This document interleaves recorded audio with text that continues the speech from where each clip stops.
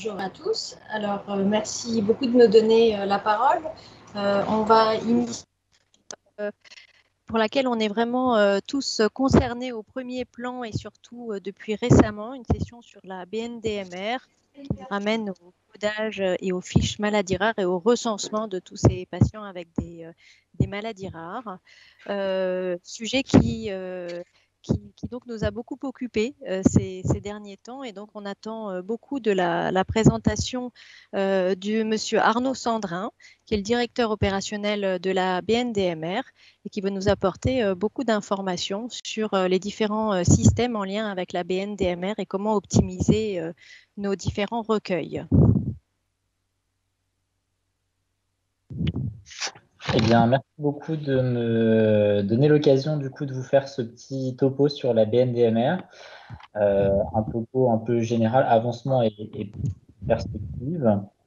Donc, dans un premier temps, je vous ferai un petit rappel sur le déploiement des solutions informatiques, puisque la BNDMR, vous entendez plusieurs sigles, CMARA, BAMARA, BNDMR, le DPI. Donc, j'essaierai de replanter un petit peu le décor. En faisant également un focus, bien sûr, sur justement cette interaction entre le dossier patient informatisé et BAMARA.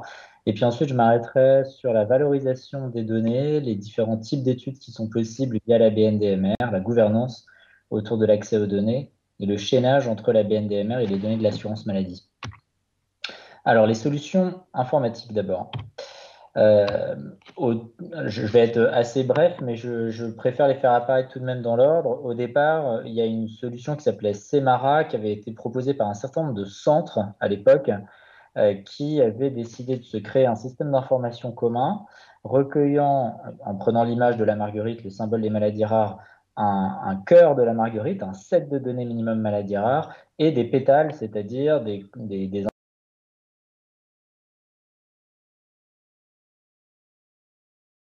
de santé maladies rares différentes.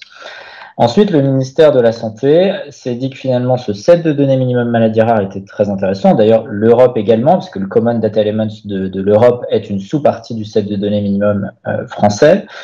Et donc, quand le ministère est arrivé, il a dit, finalement, il nous faut étendre CMARA à tout le monde. Alors, pourquoi, pour autant, dans votre filière, vous n'entendez pas parler de CMARA ? Eh bien, parce que entre-temps, la réglementation a évolué et CMARA, qui était à la fois un système de collecte de données et sur lesquels on pouvait faire de la recherche, ce système-là n'était plus possible. Et donc, il fallait distinguer le système d'information dans le cadre du soin, c'est-à-dire concrètement, donc BAMARA, c'est une application pour ceux d'entre vous qui l'utilisent. Vous renseignez le nom, le prénom du patient, c'est exactement comme dans vos logiciels à l'hôpital. Ces logiciels, donc ce qu'on appelle dans le jargon les dossiers patients informatisés, c'est très concrètement Orbis à la PHP, Sillage à Lille, Axigate à Marseille. Enfin, c'est le logiciel à chaque fois principal, disons, que vous utilisez à l'hôpital. Donc ça, ce sont les deux modes de saisie. Un mode de saisie où vous collectez directement dans votre logiciel habituel les données, le set de données minimum, et un autre mode où on déploie une application web. Alors pourquoi? Tout simplement parce que c'est quand même assez compliqué, en fait, on va le voir juste après, de collecter ces données dans le DPI. Donc, pour tous les établissements parce qu'ils ont peu de sites maladies rares ou parce qu'ils n'ont pas été retenus pour le financement du ministère ou pour tout un tas de raisons, ne peuvent pas développer les choses dans leur DPI, et on leur déploie une application web à la place. Donc ça, ce sont nos deux modes de collecte de données.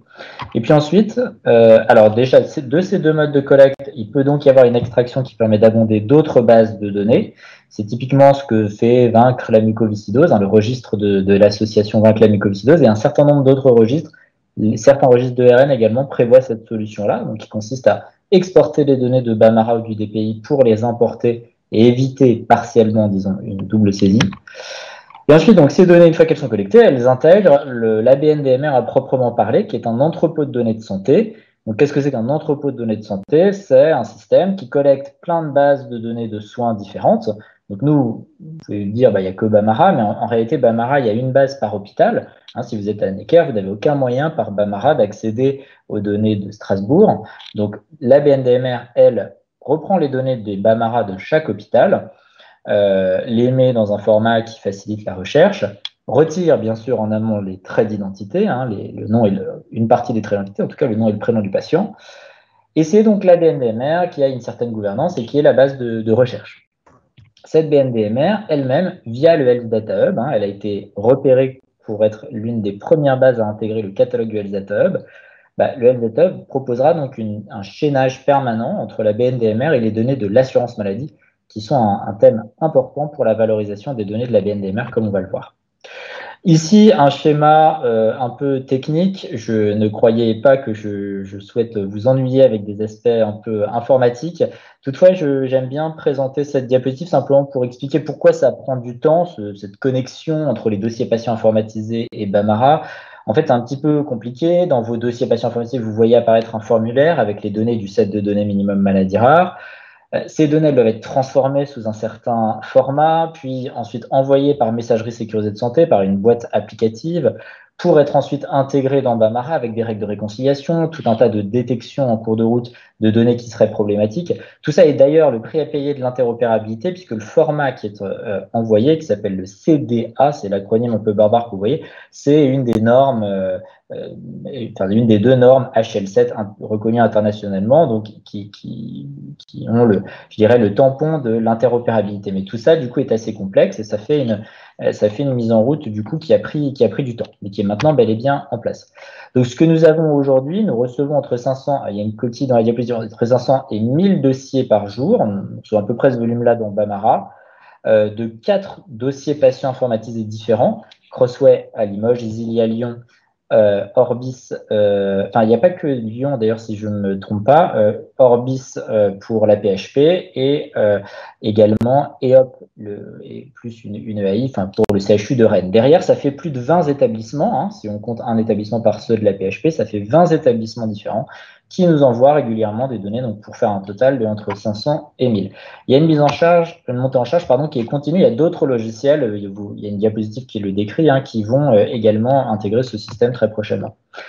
Aujourd'hui, vous, dans la filière Respifil, vous avez 27% de vos sites qui sont équipés dans le dossier patient informatisé. Seuls 17% sont capables de nous envoyer des données, mais déjà pour 27% d'entre vous, quelque part, c'est transparent. Vous avez en tout cas le formulaire qui s'affiche dans votre DPI. Et l'envoi se fera un peu plus tard, mais les envois seront faits sur base rétrospective, donc vous ne perdrez rien.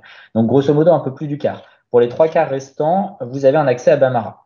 Donc l'intégralité de votre filière est déployée. C'est une statistique qu'on retrouve dans l'essentiel des filières. On est à entre 90 et 95% des sites, ça dépend un petit peu des filières. Cette diapositive, pareil, je ne vais pas la décrire en détail. Par contre, mes diapositives, elles sont pour vous, hein, je vous les partage complètement. Et donc, dedans, vous pourrez regarder plus en détail, établissement par établissement. Ça, c'est la vision que l'on a, nous, à la BNDMR. Donc, elle n'est pas forcément complète. Si vous avez des informations, si vous voyez là-dedans des informations qui ne sont pas à jour, n'hésitez pas à nous le dire. En tout cas, c'est nous le suivi qu'on arrive à faire sur un certain nombre d'établissements. Qui sont équipés donc d'un certain nombre de solutions. Vous pouvez voir, il y a différents éditeurs de logiciels et à chaque fois, on a 2 colonnes. Une colonne formulaire, donc formulaire, c'est quand est-ce que vous avez un petit module qui s'affiche pour saisir les données, et envoi de CDA, c'est donc quand est-ce que l'hôpital est capable de transformer ces données que vous avez saisies dans le bon format et de nous les envoyer par messagerie sécurisée de santé. Donc, on voit là l'état d'avancement pour les différents établissements. D'ailleurs, la liste des établissements n'est pas toujours exhaustive puisque la colonne établissement AAP. Alors pourquoi AAP? Parce qu'au départ, il y a eu cet appel à projet du ministère qui a concerné 18 établissements. Mais bien sûr, par exemple, pour la PHP, c'est l'intégralité de la PHP qui est équipée et pas seulement le GH3 de Enecker, pour ne prendre que cet exemple. Et vous voyez en bas le deuxième tableau, c'est un tableau qu'on a commencé à mettre en place, c'est-à-dire qu'un certain nombre d'établissements qui n'avaient pas été retenus pour le financement du ministère s'y sont quand même mis. On espère qu'ils seront de plus en plus nombreux. D'ailleurs, le ministère prévoit de financer d'autres établissements pour vraiment que la solution soit la plus déployée possible. Mais en tout cas, vous voyez la montée en charge progressive pour que vous ayez un recueil de saisie directement dans votre logiciel d'hôpital, vous permettant de ne pas avoir vous authentifier sur Internet, etc. Donc voilà, j'aurais terminé un peu de ce premier point, ce premier rappel sur comment les données sont collectées, saisies. Comment ces données maintenant peuvent être valorisées? Alors, dans la filière Respifil, aujourd'hui, on dénombre, si on somme les patients par hôpital, hein, c'est plus pour vous donner une idée, hein, ça ne constitue pas en soi un chiffre d'épidémiologie, pas à ce stade en tout cas. On a près de 8100 patients qui ont été, dont les dossiers ont été renseignés avec une prise en charge au moins dans votre filière. Ça se répartit sur les différents CRMR, hein, j'ai mis un tableau qui le décrit.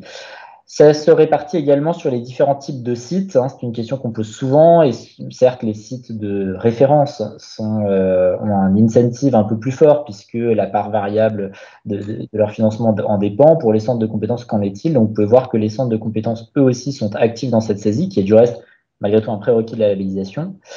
Et vous voyez donc une ventilation également par hôpital. Bon, Lyon ressort beaucoup puisque la PHP est éclatée. C'est surtout à Lyon et à la PHP qu'on a le plus de dossiers, mais vous pouvez voir, et là je ne vous ai mis que les établissements qui ont plus de 100 patients, mais il y en a une liste encore assez longue qui ont moins de 100 patients, mais qui ont 80, 50, 60 patients. Donc la liste est là, si votre hôpital n'apparaît pas et que vous avez vous-même pourtant renseigné des données, il n'y a rien qui s'est perdu, c'est simplement que ce tableau est coupé à 100 juste pour qu'il soit lisible. Ici, un rappel sur les finalités de la BNDMR, parce qu'il y a justement besoin de rappeler le distinguo entre une partie de la finalité de la BNDMR qui est médico-administrative et les autres finalités.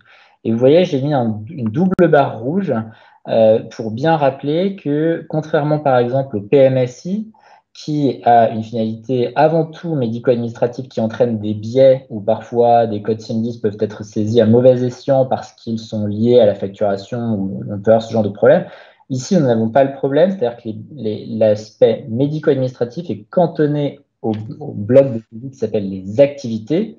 Donc là, oui, les activités peuvent être biaisées par une finalité médico-administrative. Il y a un certain nombre de guides, un certain nombre de directives qui sont données pour qu'elles soient saisies de la manière la plus cohérente possible. Maintenant, il est clair qu'il y a une finalité avant tout médico-administrative sur cet aspect-là.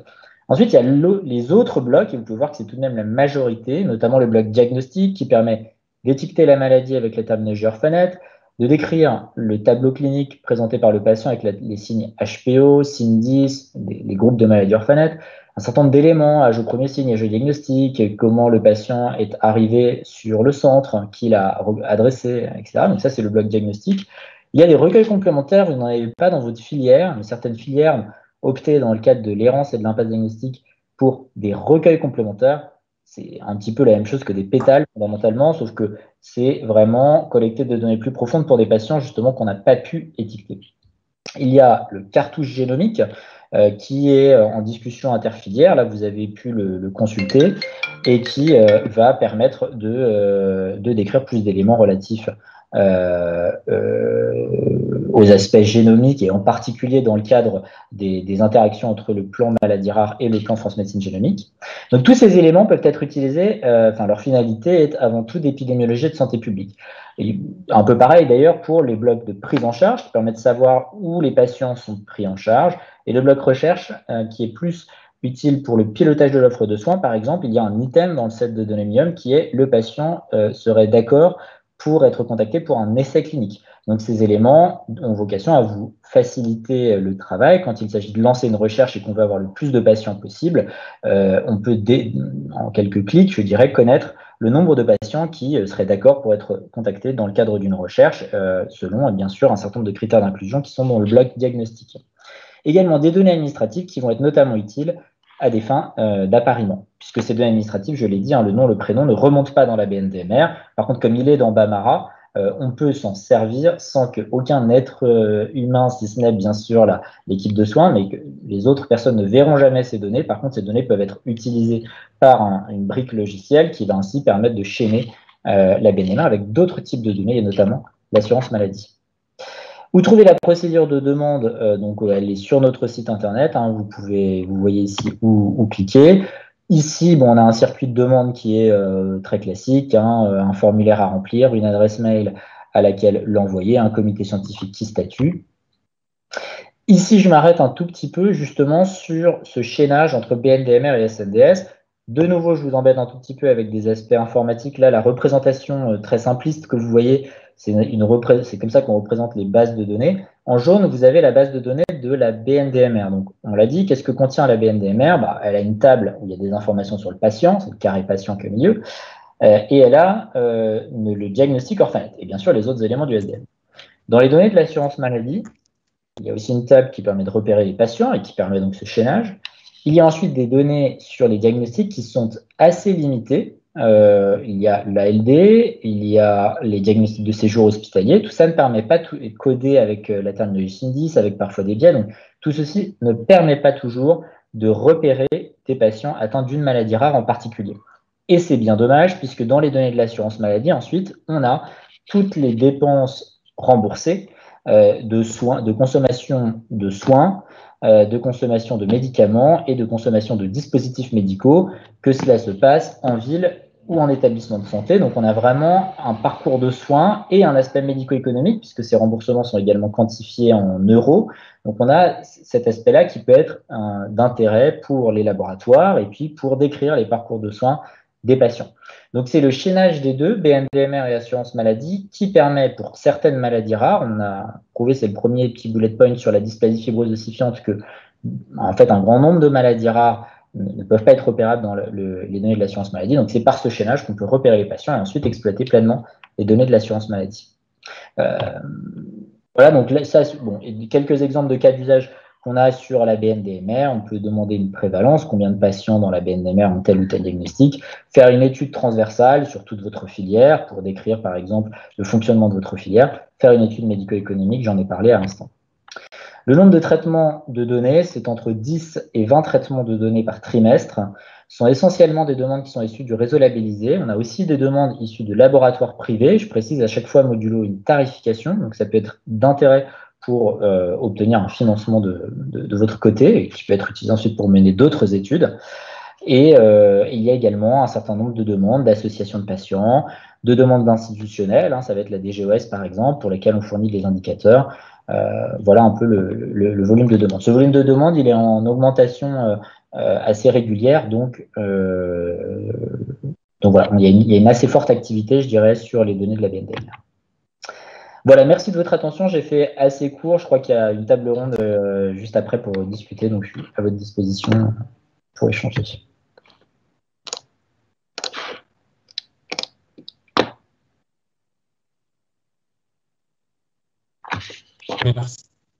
Merci, Monsieur Sandrin. Donc, on va donc ouvrir cette table ronde consacrée donc à ces entrepôts et ces données de santé et à la BNDMR, BAMARA, effectivement tous ces acronymes qui sont parfois un peu difficiles pour tout un chacun. Mais je crois que c'était assez clair dans votre présentation et quelle est la finalité de tout ça.